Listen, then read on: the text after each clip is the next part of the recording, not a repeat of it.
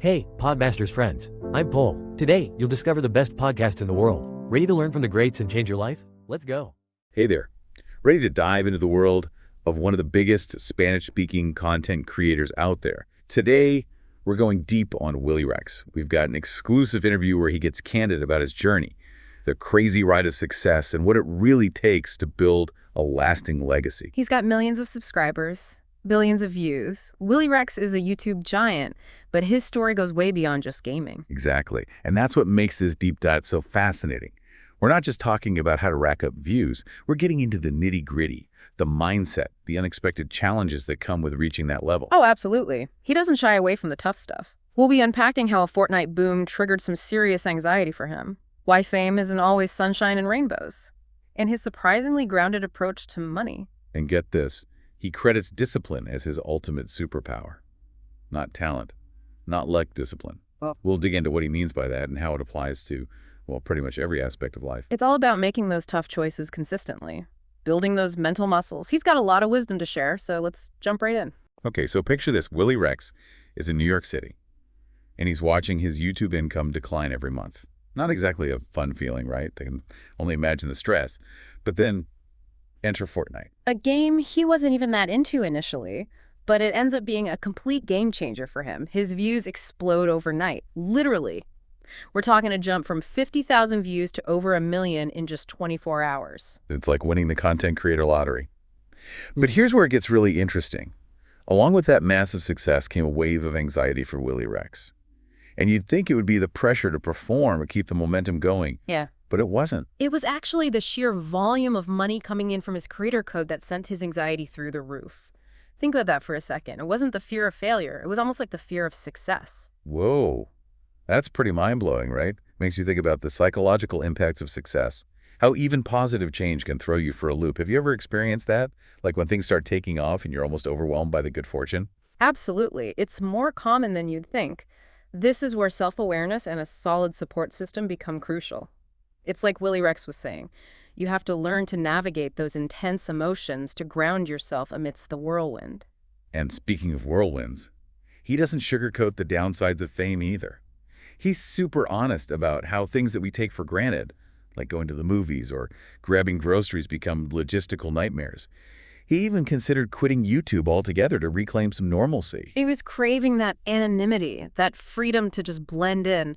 But there's this incredible anecdote he shares about a chance encounter with a famous footballer that completely shifted his perspective. Yeah. What was it the footballer told him? Something about not being able to erase your public persona. Exactly. The footballer basically said, look, you can't erase your public persona. You've got to learn to embrace it and adapt. That's such a powerful realization, isn't it? It's like once you reach a certain level of fame, you can't just go back to being a regular Joe. It's part of who you are now. And instead of resisting it, Willyrex decided to find ways to manage it.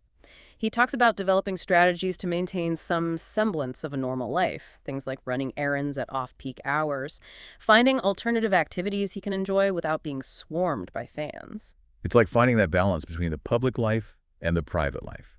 And it's a good reminder that success, especially fame, comes with its own set of unique challenges. Okay, let's switch gears a bit and talk about Willyrex the businessman. Because this guy's not just a content creator, he's got this whole Willyrex business empire going on. Which is a pretty accurate description, despite having this massive YouTube channel. He's a huge advocate for diversifying income, building something sustainable beyond just ads and sponsorships. Smart move. So what's he been involved in? Give us the rundown. Well, he's dabbled in a lot of different ventures. He launched a clothing line targeting gamers, but it struggled due to fierce competition in the market. Then he tried his hand at developing video games. Some were successful, some not so much. He even started a YouTube network, which unfortunately didn't quite take off. Wow, so he's had his fair share of wins and losses. That's refreshing to hear, right? Because not all sunshine and roses in the business world. What would you say was his biggest takeaway from all these experiences? Focus. He emphasizes that you can't do it all. You've got to pick one or two ventures that truly resonate with you and go all in. It's about finding that sweet spot where your passion, your audience's needs, and a solid business opportunity intersect. And that brings us to another fascinating aspect of Willyrex's approach to success, his philosophy on money.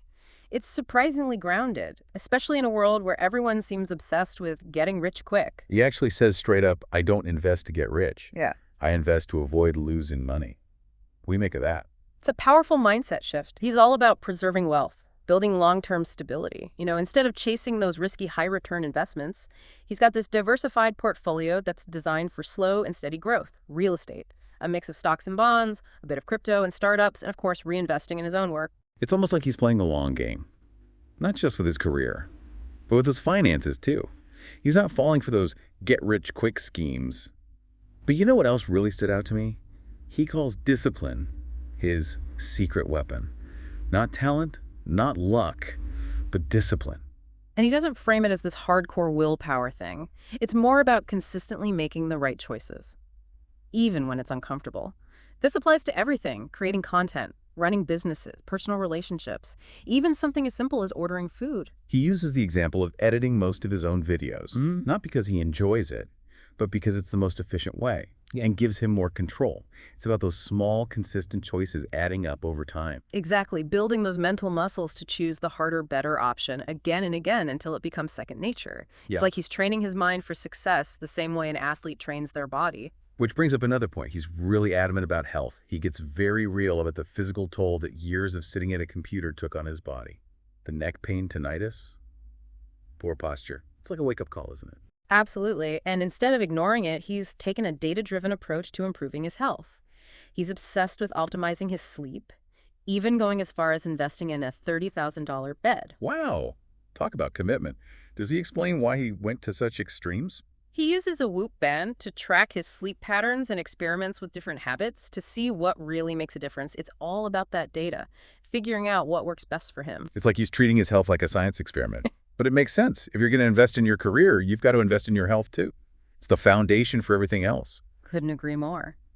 And this ties into his broader philosophy of prioritizing experiences over material possessions, which I think is brilliant, especially when you're young. He believes the memories and lessons you gain from travel adventures, trying new things, those far outweigh any fancy car or designer clothes. It's about creating a life that's rich with experiences, not just stuff. I love that. Now, shifting gears a bit, let's talk about the future of YouTube and how Willyrex sees the landscape changing, frankly. Some of his observations are a bit unsettling. Oh, in what way? What's he seeing? He's noticed it's getting harder and harder to stand out, even for established creators. It's not just about competing with the big names in your field anymore. You've got thousands of micro-influencers hyper-focused on tiny slices of the audience. It's like the content creation world is becoming more and more niche, more fragmented. Exactly. And on top of that, he sees the rise of American creators like Mr. Beast as a major challenge for Spanish-speaking creators like himself. Really? I wouldn't have thought of that. Is it a language barrier thing? It's more about the resources and sheer scale of their productions. American creators often have bigger teams, larger budgets, and they're able to create content that's just, well, more spectacular. I see. It's hard to compete with a video of someone surviving 7 days in a cave when you're just doing a regular gaming stream. Right. So how does he plan to stay ahead of the curve with all these challenges? He stresses the importance of building your own unique brand and, ideally, having a product or service that complements your content and provides an additional revenue stream. He actually gives this really cool example. Imagine you're a gamer who streams for hours every day. Your viewers see you eating all the time, right? They're probably commenting on your food choices, maybe telling you to eat healthier. Instead of just endorsing a food delivery service, what if you invested in a company that provides healthy, convenient meals specifically for gamers? You're solving a pain point for your audience. You're building a business, and you're diversifying your income, all at the same time. That's brilliant. Finding that sweet spot where your passion, your audience's needs, and a solid business opportunity all come together. Speaking of business opportunities, he's got some pretty strong opinions on the whole influencer as investor trend. He's been offered a lot of media for equity deals where he'd get a stake in a company in exchange for promoting it to his massive audience. And for those unfamiliar, this basically means he's trading publicity and promotion for ownership in the company. Makes sense. Has he done any of these deals? He's done a few, but has learned some hard lessons along the way. His advice is to be incredibly selective about the companies you partner with. And make sure your values align with theirs, right? Don't just chase the money or the clout. Exactly. It has to be something you genuinely believe in, because here's the thing people often overlook. Time is your most valuable asset. If you're spending hours promoting a company that's going nowhere, that's time you could be spending on your own projects or, frankly, just enjoying life. He also had a really interesting take on what kind of companies to avoid. He said, The worst kind of company to invest in is one that's neither failing nor succeeding. It's just stagnant. What did he mean by that? A stagnant company requires constant attention and effort, but it's not generating any real returns. It's a drain on your energy and resources, and you're constantly putting out fires without seeing any real growth. So it's not just about avoiding risky ventures. It's about choosing opportunities that have real potential, even if they come with their own set of challenges. This all seems to tie back into his overall investment philosophy, right? Minimizing risk and maximizing liquidity. Precisely. He prefers assets that he can easily convert into cash if needed, like stocks, bonds, and even some real estate. Smart. He's not tying up his money in investments that could become a burden down the line. It's about having that financial flexibility. But okay, back to content creation for a minute. I'm curious, what advice does he have for aspiring creators? Where do you even begin in this crazy competitive world? He actually keeps it pretty simple. He says, focus on what's already working for you and do more of it. Don't get distracted by shiny objects or the latest trends. Double down on your strengths. Solid advice. Don't try to be everything to everyone. Find your niche and own it. He's also a big believer in short-form content, especially on platforms like YouTube Shorts. It's a great way to experiment, find your voice, and reach a wider audience. And it's more accessible for new creators, right? You don't need a fancy studio or a huge budget to create engaging short-form content. Exactly. Now here's where his advice gets really interesting. He encourages creators to embrace what he calls the power of the absurd. The power of the absurd. Okay, I'm intrigued. What does he mean by that? He's basically saying, don't be afraid to push boundaries. Be a little weird. Try things that other people might think are crazy. Because in a world of endless content, it's the stuff that stands out, the unexpected and memorable, that grabs people's attention. So it's about finding that balance between consistency, showing up every day, and creating those wow moments that capture the imagination. It's like he's encouraging creators to tap into that childlike sense of wonder and experimentation. Don't take yourself too seriously. Have fun with it and see what happens. He even gave some really interesting examples, like creators who are spending 100 days doing something incredibly challenging or absurd just to create one epic video. The dedication is mind-blowing. That's incredible. It takes a certain kind of personality to commit to something like that. Speaking of personality, there's one final point from Willyrex that I wanted to touch on, and it's something we've all probably thought about at some point.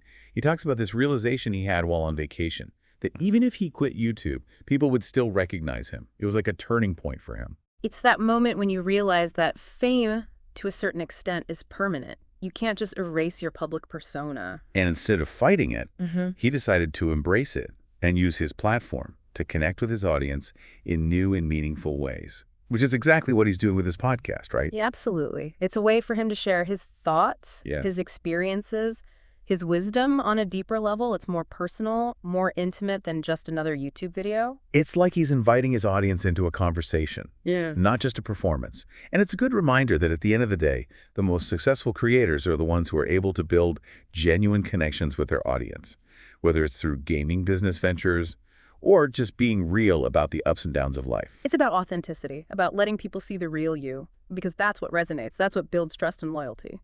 So as we wrap up this deep dive into the mind of Willyrex, what's the one big takeaway you think our listeners should walk away with?